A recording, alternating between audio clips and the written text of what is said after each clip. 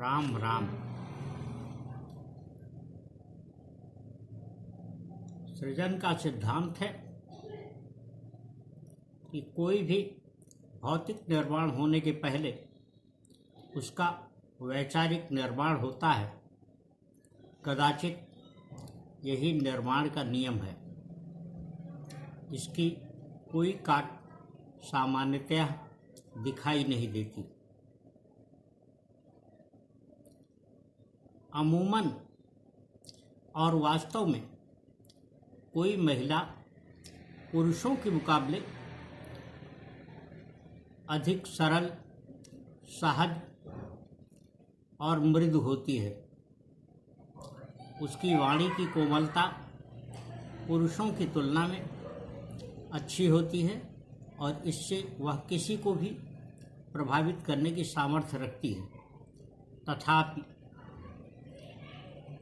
या कहें कि इसके बावजूद महिला की आकांक्षा एक विकट पहेली है और जो इस पहेली को समझ सकने की सामर्थ्य विकसित कर लेता है वह अपने जीवन को अधिक सुचारू रूप से, अधिक सुगम, अधिक सुख और संतोष के साथ जी लेता है। और कहने की आवश्यकता नहीं कि संतोष सदियों एक उत्कृष्ट अथवा अपेक्षित सफलता के उपरांत ही आता है। लिहाजा हमें गृहस्थ जीवन में हमेशा यह यत्न करना चाहिए, प्रयत्न करना चाहिए कि हम अपने जीवन में अपने सहचर, अपनी सहधर्मिणी, अपनी पत्नी या जिसके भी साथ महिला के रूप में हमारा जीवन व्यतीत हो रहा हो, उसके साथ बहुत अच्छी सुसंगति और उसके मन के विचार के अनुकूल अपनी प्रभाविता और असरकारिता को बनाए रखने के पहले उसके मन के साथ सुसंगत स्थापित करें। सफलता का यह एक उत्तम रहस्य है। इसे हल करने में जो भी सक्षम हो गया उसे जीवन में बेहतरीन सफलता पाने से कोई और नहीं रोक सकता। इसी कारण महिला को आद्य शक्ति और इसीलिए मातृशक्ति भी कहा गया है। हमारे धर्मशास्त्रों में जो वर्णन है उसका सारांश यह है कि पुत्री और भगिनी यानी बहन को छोड़ करके कोई भी अन्य महिला सामान्यतः हमारे लिए मातृशक्ति की तरह ही होती है। शास्त्रों में, अनेक ग्रंथों में यह बात भी कही गई है कि जो पत्नी या जीवन सहचरी होती है वास्तव में वह भी मातृत्व भाव से ही रह करके अपने जीवन कर्तव्यों को, अपनी भूमिका को सही ढंग से पूरा करती है।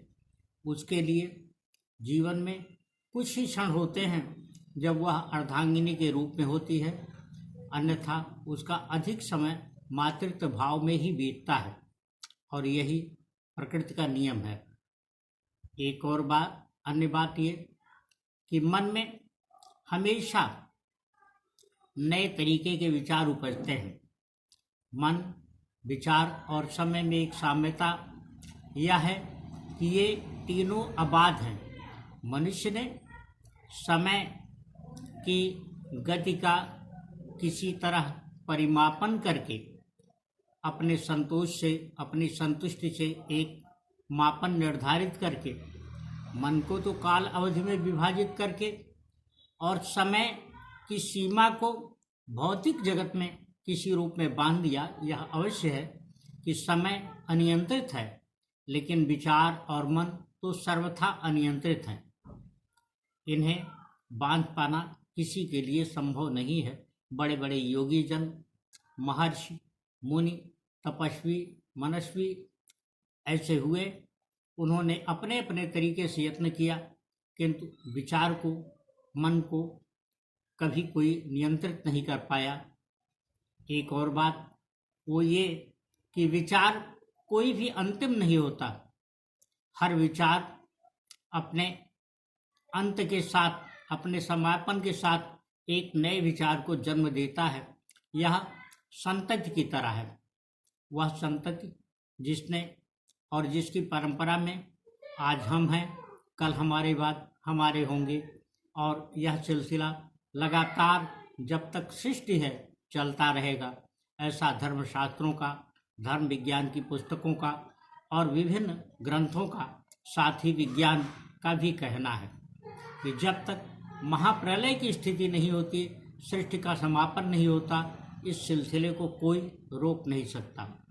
इस दृष्टि से अगर हम देखें तो यह पाएंगे कि विचार वह शक्ति है जिसका संबंध जीवन से है। समय जीवन के बाद भी है, जीवन के पहले भी था। विचार और मन का समापन, इसकी गति तभी नियंत्रित होती है जब जीवन समाप्त हो चुका होता है। जीवन के रहने तक विचार और मन की गति को न तो नियंत्रित किया जा सकता है और न ही इसका समापन किया जा पाना किसी भी तरीके से संभव है। हम अपने जीवन में यह देखते हैं कि कई वे लोग जो अपने घर परिवार, समाज, आस पड़ोस और अपने सरोकार के जगत तो छोड़िए, अपनी निजी समस्याएं भी सामान्यतया हल करने में असमर्थ होते हैं, उसकी सामर्थ्य नहीं विकसित कर पाते और उसी में ही उनकी जिंदगी बीतती है। वो भी ऐसी स्थिति में जब कई बार लगता है, जिसको सामान्य भाषा में कांख मारना कहा गया है, वह कांख मारते हैं समस्याओं को, लेकिन वो भी जब सार्वजनिक विषयों पर किसी नियामक के बारे में, किसी व्यवस्था के बारे में कोई बात करने की आज़ादी उन्हें मिलती है या वो अपनी अभिव्यक्ति की आज़ादी का दुरुपयोग करते हैं, तो किसी के लिए कोई भी बात किसी भी स्तर पर कह जाते हैं, गोया कि उनको अवसर मिले तो चुटकियों में उन समस्याओं का समाधान कर लें।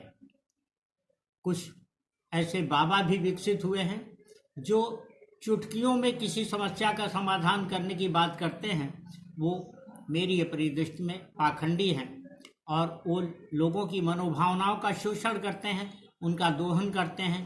इसी को उन्होंने अपने जीवन का कर्तव्य बना रखा है और इसी पथ पर चलना ही उन्होंने अपनी जीवन की नियति मान रखी है। मेरा अपना मानना है कि जो लोग अपने सरोकारों में अपने सहकार से, अपनी सद्भावना से किसी कामयाबी की, किसी सफलता की बात सोचते हैं, उनको सबसे पहले अपने मन में दूसरों के प्रति सद्भाव रखना चाहिए। यह सद्भाव ही उनके प्रति दूसरों की सहानुभूति जोड़ता है और इससे वह जीवन में सुख और संतोष हासिल कर सकते हैं। मुझे जहाँ तक समझ में आता है वो ये नहीं है कि आपके कितने प्रशंसक हैं, इसका कोई मतलब नहीं है। कितने लोग आपके प्रति कोई शिकायत नहीं रखते हैं, यह संतोष की बात नहीं है। महत्वपूर्ण बात और आपके लिए सुख की बात तो ये है कि कितने ऐसे लोग हैं जो आपके विचारों से सुख का अनुभव करते हैं। आपके विचारों से उन्हें शांति मिलती है और आपके विचारों से, आपके सहकार से, आपके सद्भाव से और आपकी सहानुभूति से उनको आनंद प्राप्त होता है।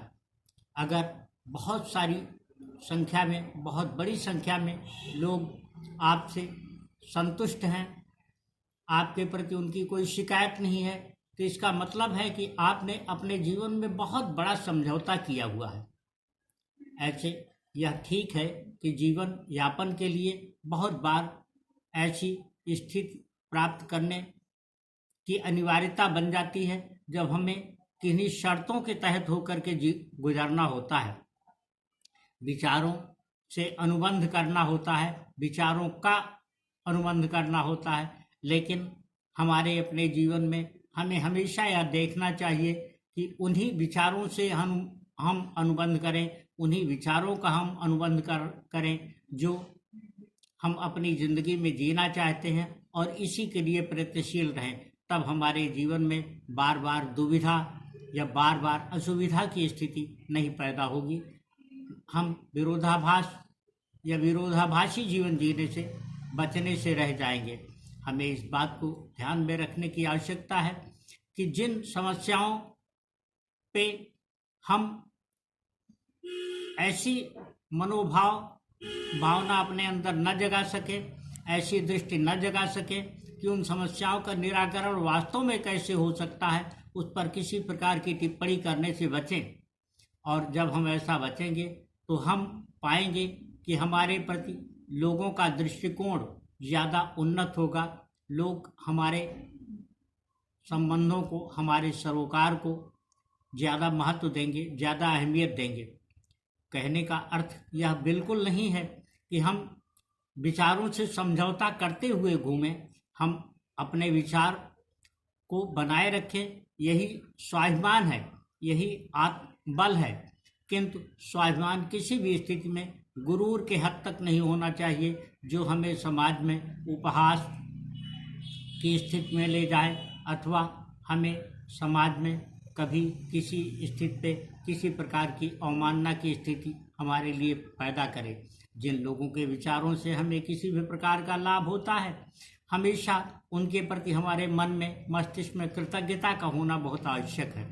जिनके भी किसी प्रकार के सहयोग से हम अपने जीवन में किसी प्रकार का सुख अर्जित कर सकें, किसी प्रकार की सुविधा अर्जित करें, उनके प्रति भी हमारे मन में हमेशा कृतज्ञ भाव होना चाहिए। यह होगा तभी हम दूसरों से भी जुड़ सकेंगे और उनकी सहानुभूति अपने साथ प्राप्त कर सकेंगे।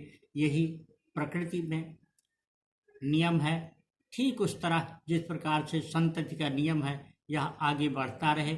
इसके लिए आवश्यक है कि हम अपने मनोभावों को, अपने विचारों को, अपनी वैचारिक शक्ति को स्वयं सम्मान दें। जब हम स्वयं उनके प्रति सम्मान देंगे, तब हम ऐसा कुछ कहने से, ऐसा कुछ करने से बच सकेंगे जो हमें बाद में कष्ट दे, जो हमारे लिए कष्टकारी हो, हमें दुख की स्थिति पैदा करे, हमारे सामने चिंताएं बढ़ाए और हमें किसी ऐसी स्थिति में ले जाकर के कर दे जिससे हम बचने में भी अपने को असमर्थ अनुभव करने लगें और हम वहीं पर अपनी इह लीला को समाप्त हुआ समझें। जीवन का महत्व तब है जब हमारा अपना स्वाभिमान कायम है और अंत में वह ये कि हमें हमेशा गलतियों को अपने सीखने की समझ होनी चाहिए, सीखने का भाव होना चाहिए। दूसरों की गलतियों और दूसरे की भूल को नज़रअंदाज करने, दूसरों के द्वारा पहुंचाई गई किसी भी असुविधा के लिए उन्हें क्षमा करने, उनकी गलतियों के लिए उन्हें क्षमा करने की सामर्थ्य होनी चाहिए। अगर हमने गलतियों को क्षमा करने की क्षमता अपने अंदर विकसित कर ली तो यह निश्चित है कि हम अधिक सुखी और अधिक संतोष में जीवन जी सकेंगे। और अंत में यह कि श्री रामचरितमानस की एक चौपाई को आधार मानते हुए और इसे जीवन के लिए पथ प्रदर्शक समझते हुए वो ये कि जो अनीति कछु भाखो भाई, तो मोहि बरजो भय विसराई। राम राम।